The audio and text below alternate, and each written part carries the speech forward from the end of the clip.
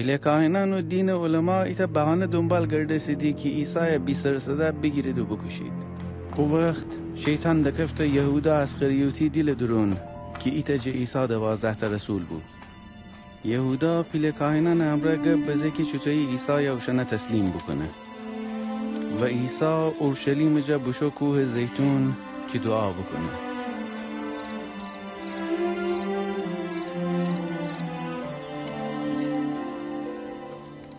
دعا بکنید وسوسه دروندن کفید.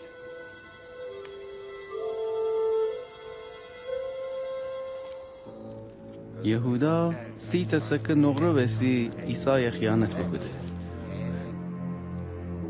عیسی دانستی که وقت فرسته که اون انسان گناهان وسی و بمیره.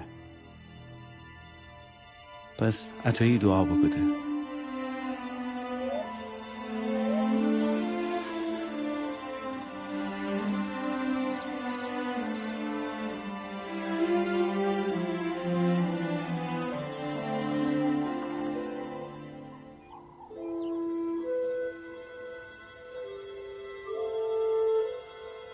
پیر جان،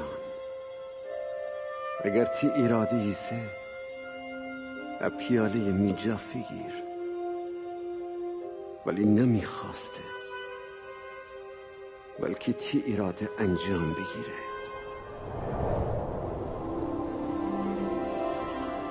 او وقت ایتا فرشته جا آسمان جور ظاهره بسته و اون تقویت بکده. عیسی عرق خون منستن تو زمین صرف بستی.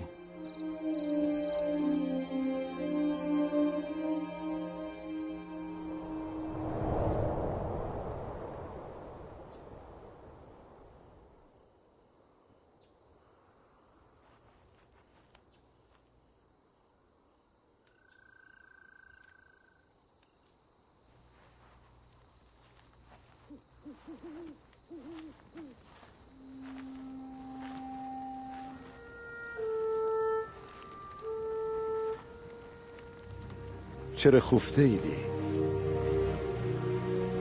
بریزید، دعا بکنید که وسوسیان جدور بمانید.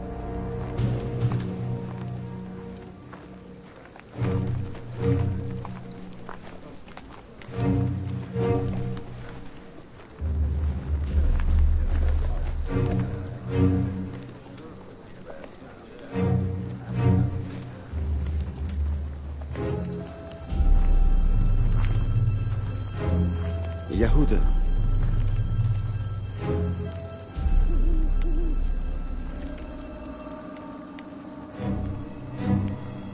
ما چی امره انسان پسر خیانت کنی؟ استاد هیش رو بزنیم؟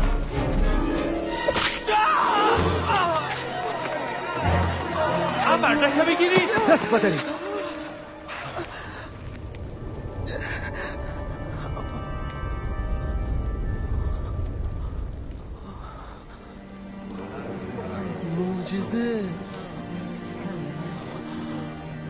مگر من یاغیم که شمشیر و چماق امره با مویدی می دنبال؟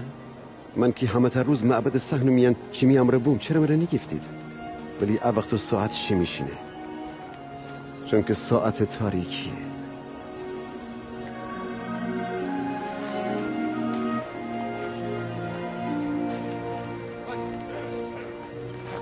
انا بگیرید.